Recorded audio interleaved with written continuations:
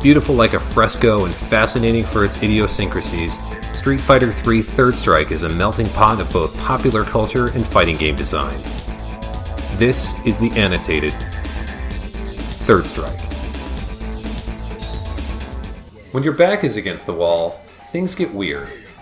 That's what the Street Fighter franchise was certainly feeling in 1999, with dwindling arcade scenes and shifting consumer interest to powerful home consoles and three-dimensional fighting games. As we know from sources like the Undisputed Street Fighter and contemporary magazine interviews with series design teams, the franchise was in a dangerous spot as the Street Fighter III games were not financial successes. Something had to be done to draw people into this, perhaps the last game in the franchise, and the teams worked in two understandable directions. The first was to go with what you know, bring back a beloved character like Chun-Li and redesign her to be the queen bee of the game. The other, though, was to really swing for the fences, to let that freak flag fly. With 12, the team deliberately made something weird and atypical. According to a Gamist magazine interview recently translated by Schmucklations, they wanted to design the character to break all of the rules they had set for themselves. From that perspective then, 12 is a strange and curious success. He has many unique qualities compared to the rest of the cast, for good and for ill. He's also something of a bad photocopy of another character, and yet another example of the Street Fighter franchise's fixation with duality, brotherhood, and rivalry. But we'll circle back to that. 12 is the next evolutionary step after Necro for Gil and Urian's Super Soldier G project. In fact, his story in the game revolves around capturing Necro and Effie after they make their escape from the Illuminati, which plays into their character-specific match intros. Necro himself was definitely a starting point for this character's physical design. Early sketches show a similar body type and bald head, and the team wanted to implement some sort of camouflage skin, which likely morphed into his invisibility taunt. This obviously gave way to the more protean design, one that fluidly changes extremities, not unlike the famous T-1000 from James Cameron's second Terminator film. Fans, of course, believe that there are more esoteric inspirations for the character. One commonly shared nugget is a passing resemblance to the giant Eva units from the Neon Genesis Evangelion anime series, particularly the mass production Evas that appear near the end of the original show. As Evangelion had a significant influence over Japanese popular culture, and especially the Street Fighter III games as detailed in the Attract Mode episode, it's not a direct connection, but a case for this can be made. Perhaps a more realistic antecedent is a possible reference to Japanese tokusatsu television show Ultra 7, which ran from 1967 to 1968.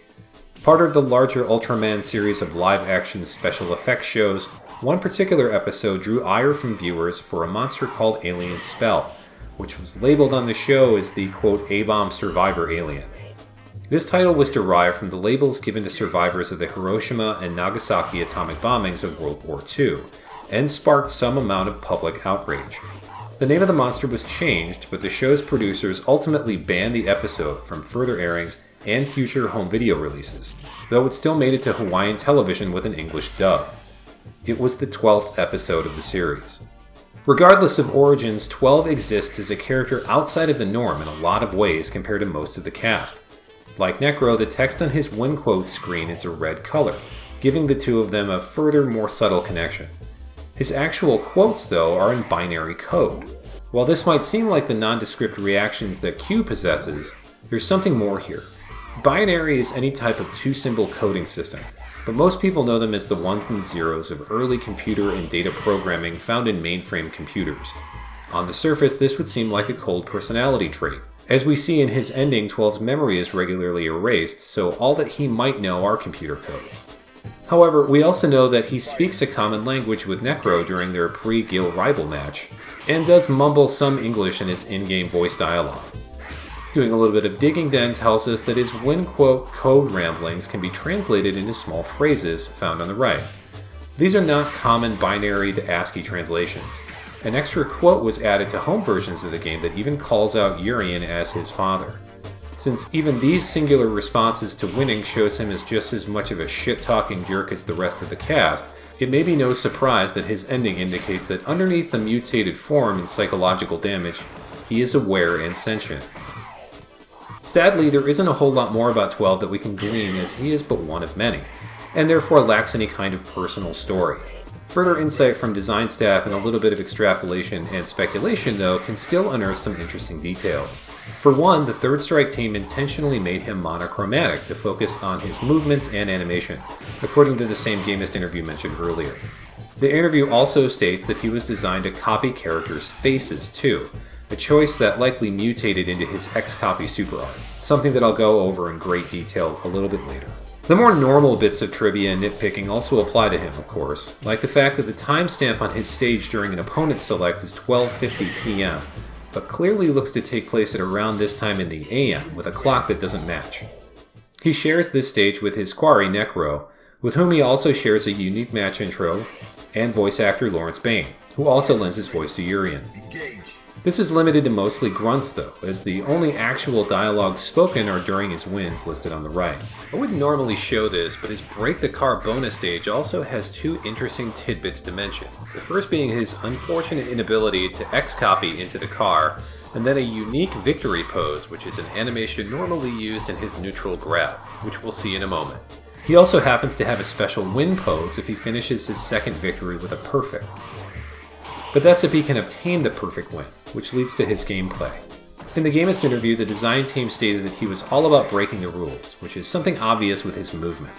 His normal walking animation, for example, has such a low profile that many attacks, including Shoto projectiles, will just sail over his head. As characters only animate to block attacks as a move connects with them, this gives 12 a very unique ground advantage against many characters. He also has the previously mentioned invisibility taunt, which lasts for a short period but will break if an attack connects with him, whether hit or blocked. The practical use of this ability is in question, but it's certainly novel. More important to his overall game though is his gliding air dash, performed by tapping the stick toward or away while in the air like one would on the ground. He also has a wall hug not unlike Chun-Li's triangle jump. Like many aspects of Third Strike's design, this is a borrowed mechanic, this time from the so-called anime fighting game tradition of games like Arc System Works' Guilty Gear series that Capcom itself helped pioneer with the Versus series games, starting with X-Men vs. Street Fighter in 1996.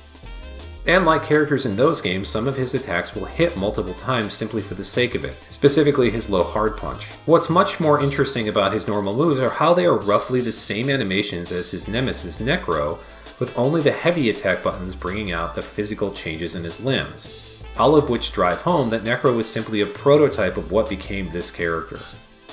This alone would make them twin-like clones, similar to Ryu and Ken and Yun and Yang, if everything else about them wasn't so dramatically different.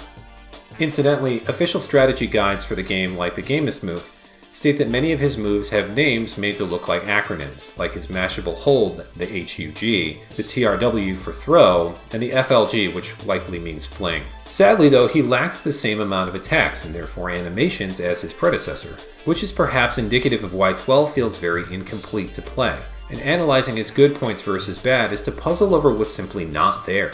Like Q and Hugo, two characters thought to be in the lower competitive tier of the game's cast, he lacks any chaining target combos, and only has a single command normal moves, an upward poke called the BMK performed with, yes, back and medium kick. While you can make a case for Q and Hugo not needing low damage chain combos in favor of their powerful throw games, the omission in 12's case is both curious and even a little damning. He has no overhead to call his own either, only the universal overhead, and this is a flaw unique to the character. As we've seen in previous episodes and will see again, some grabs in Third Strike can be comboed out of in the corner, and though 12s cannot, they provide ample airtime to make it seem as though they should. Armed with the aforementioned air dashing then, the few high-level 12 players that exist have to make do employing a complex hit-and-run game with him to win. Think of it as a death by 1,000 cuts philosophy, flying like a gnat around the arena and snatching small bits of damage where they can. And small bits are exactly what they are, as 12 has a hard time making combos from any of his special moves. The worst offender is the NDL, or Needle, which is something of a projectile, though it simply erupts beneath an opponent and doesn't travel across the screen, which is novel. The strength of the button determines the location of the needles appearing, and the EX version hits twice with added speed. His other two specials complement more of his aerial game. The axe can be done on the ground and will hit multiple times if the punch button is tapped, but also makes him hover if performed off the pavement for some tricky wake-up games. The EX version of this move is very fast, which a 12 player can occasionally use as a wake-up reversal in a pinch. The DRA is basically made for his air dash as it dives 12 downward, making use of his bespoke aerodynamic head. The strength of the kick button used in the input determines the angle of the dive, and the EX version will hit twice. But again, these are all attacks that can barely combo out of normal moves, making 12 a conspicuous character for his basement level damage output. Coupled with a hit point count that rests on the low side compared to most of the cast at 1080 points, 12 may be an agile gnat that's hard to pin down, but a fragile, weak one all the same. His super arts are where the only real hurt can come from a 12 player. The X Needle is perhaps his most used super, as it's an enhanced version of the Needle. It tracks the opponent wherever they're standing, but travels the length of the screen like a normal projectile. Super Art 2, the X-Flat, makes good on the avian nature of the DRA. His highest damaging move, its main disadvantage is the lack of total meter, as it can only be stocked once, typically making Super Art 1 a better choice for the utility purpose of more EX capability. Perhaps the most interesting aspect of this character, and certainly the one with the most to unpack, is Super Art 3, the X copy. This morphs 12 into a doppelganger of the opponent for a brief period. It comes with some trade-offs though, such as the damage and defense of copied characters being higher for 12 at the expense of having no super arts to unleash. He's also much more vulnerable during the long startup animation, taking up to 1.5 times the damage. The startup animation for this falls outside of Third Strike's famous pixel art animation and makes use of computer-generated morphing technology that one might find on PC demo kiosks in the mid-1990s. Morphing algorithms and the software that employs them had become common special effects tools for films and music videos by 1999, including, famously, the aforementioned Terminator 2 Judgment Day in 1991. The going joke around this move is that it's 12's best super option because it makes him, well, not 12 for a time. But there may be a kernel of truth behind the mockery. In an interview on the Capcom Fighters Network portal, Street Fighter III series producer Tomoshi Sadamoto mentioned that Sean was always intended to be what was called a quote compatibility character, meaning an intentionally weak fighter that more skilled players can use to handicap themselves. Given 12's many shortcomings, it's entirely likely that he was also built for the same purpose, something this super art seems to prove. The X copy effectively lets a good player use a weaker character and allows them to turn up the heat for a moment. The added bonus is the insult of getting pounded on with an opponent's own fighter. This is also the only method of playing as Final Boss Gil on a Third Strike cabinet. While home versions of the game on the Dreamcast and PlayStations 2 and 3 offered unlockable options for the duo-toned character, this was not the case for arcades and game centers. Though your time using him may be short and confined to a fight with an AI opponent, Capcom did provide Gil with a nearly complete moveset in this state. His 4 special moves are all present, but sadly, due to the nature of the super art, none of Gil's own supers can be activated. The development team also intended to use this as a way to have fun with the cast, stating in the Gamest interview that they had originally planned Hugo's copy to be fellow ex-Mad Gear gang member and Street Fighter V competitor Abigail. No mention was given why this plan was scrapped, but it makes one wonder what other clones may have been. But that can segue us into a more thematic inspection of the X copy and its legacy across the series in broader terms. Take what we know about Necro. With his long, stretchy limbs and electric attacks not unlike franchise old-timers Dhalsim and Blanka, we could gather that the Illuminati's G project was to cherry-pick the strengths of the world's strongest fighters for use in mass-production super soldiers, a very high-concept science fiction trope. The X copy takes this to a further extreme by completely taking on the role of another person, albeit briefly. Though this doesn't necessarily make him the missing link in the overall series, a through line can be drawn from Necro to later franchise villain Seth for how they borrow other characters' moves. The X copy makes good on what the many series evildoers are trying to achieve by doing away with amalgamations in favor of full copies. So 12 may represent more of an endpoint. Thanks to Mortal Kombat's Shang Tsung in 1992, this became something of a recurring fighting game trope, with franchises like Virtua Fighter and Tekken in the years surrounding Street Fighter II and Street Fighter III games' releases, following suit with their own takes on the copycat fighter. It's fair to say, though, that no other fighting game franchise built a corner of their mythology around, essentially, a sometimes lazy character design gimmick. But if that truly is the best 12 has, then nothing short of a full rebalance of the game can save him, which is something that fan-made mods like Ford Strike go to great lengths to accomplish.